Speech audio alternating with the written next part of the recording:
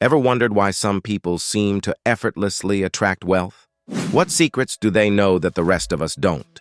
Is it luck, inheritance, or is there a set of rules they follow that most people are simply unaware of? Welcome to our channel. Today we're talking about the 9 money rules that the wealthy follow, which most people are unaware of. Before we get started, if you're new here, make sure you subscribe and hit that bell icon so you don't miss out on our next videos. Rule number 1 is understanding the power of compound interest. It's a process where the interest you earn on your money also starts earning interest. And over time, your money grows, not linearly, but exponentially. Suppose you invest $1,000 at an annual interest rate of 5%. After the first year, you'll earn $50 in interest, bringing your total to $1,050. But in the second year, you're not just earning interest on your original $1,000, you're also earning interest on the $50 interest from the first year. So at the end of the second year, you'll have $1,102.50. As time goes on, this effect becomes more and more pronounced. Now, I know you might be thinking it doesn't seem like a lot of money. And you're right, the effect of compound interest isn't very noticeable in the short term, but very profitable in the long game. Let's go back to our example. If you leave your $1,000 invested for 30 years, you'll end up with over $4,300, even though you only earned 5% interest. That's the power of compound interest. The wealthy understand this concept. They know that wealth is built slowly over time, and they use the power of compound interest to their advantage. Moving on, rule number 2 is to diversify your investments.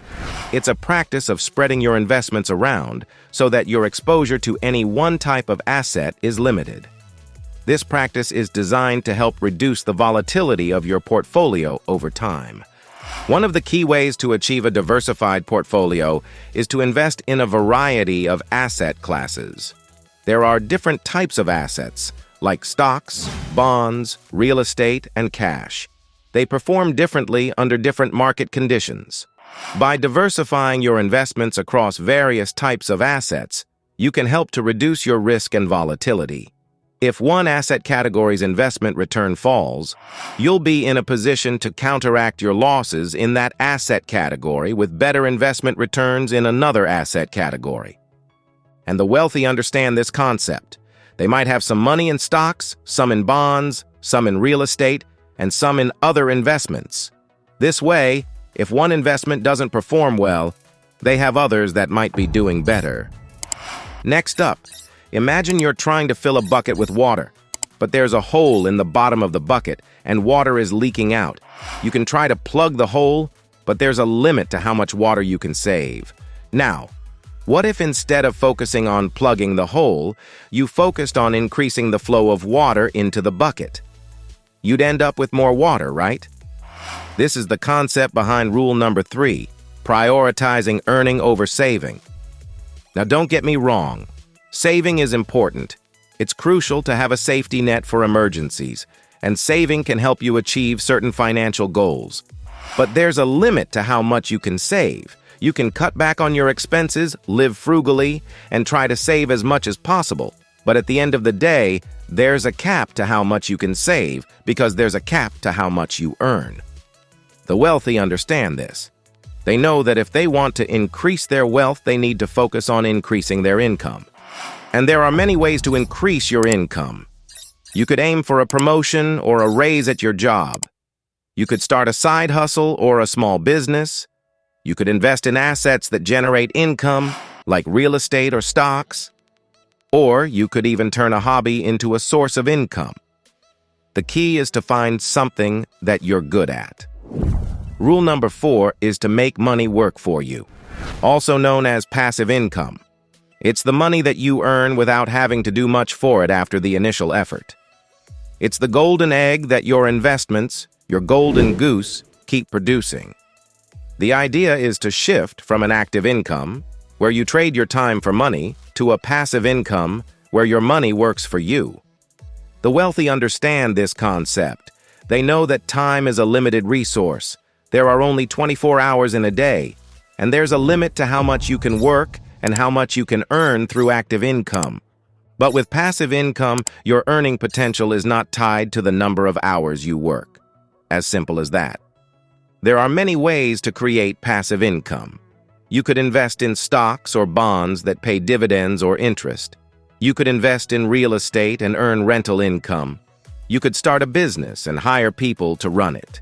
You could write a book or create a course and earn royalties. If you're new to investing, we suggest you watch our video on 10 assets that can make you wealthy. Next up, rule number 5 is avoiding bad debt. Debt, in and of itself, is not necessarily a bad thing. Yes, it can be a useful tool to help you achieve your goals, like taking on a mortgage to buy a house or a student loan to pay for education, can be considered good debt, because these are investments that can increase in value or generate long-term income. While bad debt, well, is debt that drains your wealth without contributing to it. Like credit card debt you accumulate when you buy things you don't need and can't afford. It's the high-interest loan you took out for that vacation you couldn't really afford. Bad debt is like a hole in your boat, draining your resources and holding you back. The wealthy understand this. They know that while debt can be a powerful tool, it can also be a dangerous trap. They make it a rule to avoid bad debt at all costs. If you don't know how to avoid bad debt, it starts with living within your means. Don't spend money you don't have, as simple as that. Create a budget and stick to it. Save up for big purchases instead of putting them on credit. And most importantly, if you do find yourself in bad debt, make it a priority to pay it off as quickly as possible. Rule number 6 is investing in yourself. It's one of the best returns on investments you can have. Whether it's investing in learning a new skill, developing yourself personally or professionally, tapping into your creativity, or hiring a coach, you need to give to yourself first before you can give to others. The wealthy understand this concept. They know that their most valuable asset is not their bank account, but themselves. Their knowledge, skills, and abilities are what allow them to create wealth. And so, they make it a rule to continually invest in their personal and professional development. But how do you invest in yourself? Well, it could be formal education, like a college degree, or informal education, like online courses or books. The goal is to continually learn and expand your knowledge. It could be hard skills, like learning a new language or mastering a software program, or soft skills, like communication or leadership. The more skills you have, the more valuable you become. It also includes physical health, mental health, and emotional health. After all, what's the point of wealth if you don't have the health to enjoy it? Investing in yourself is priceless, but who are the people you're investing your time with? Our next rule explains why this matters. Rule number 7. Surround yourself with successful people. Think about it. If you're surrounded by negative, unambitious people, it's easy to fall into the same mindset. But if you're surrounded by positive, successful people, their attitudes and habits can rub off on you. You can learn from their experiences, adopt their successful habits, and benefit from their advice. The wealthy understand this concept and make it a point to surround themselves with successful people. So if you want the same, you can try networking. Attend industry events, join professional organizations, or participate in online communities. These can be great opportunities to meet successful people in your field. Or you can seek out a mentor who can guide you and help you grow.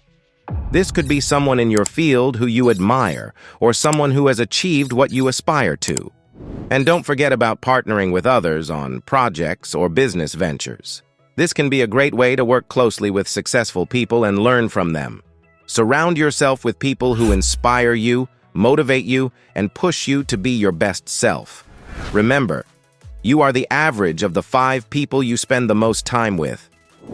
Moving on, rule number 8 is setting financial goals. They're like the destination on your map. They give you a clear direction and a purpose. They help you decide which path to take, what to pack in your backpack, and how to use your resources. Without clear financial goals, you're just wandering aimlessly, and it's easy to get lost or sidetracked. The wealthy understand this concept. They set clear, specific, and realistic financial goals, and they make a plan to achieve them. If you want to do the same, firstly, identify what you want. Do you want to buy a house, start a business, retire early, travel the world? Write down all your financial dreams, no matter how big or small.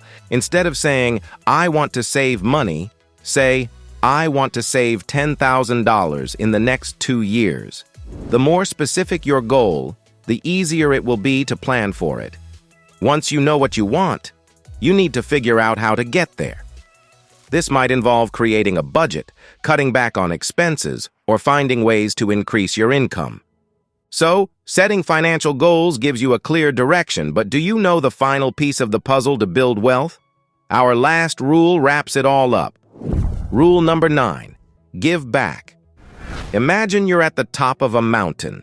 You've made the difficult climb, and now you're enjoying the breathtaking view, but you didn't get there alone. Along the way, you had help. Maybe it was a guide who showed you the path, or a friend who encouraged you when you were ready to give up. Now that you're at the top, wouldn't you want to help others reach the summit too?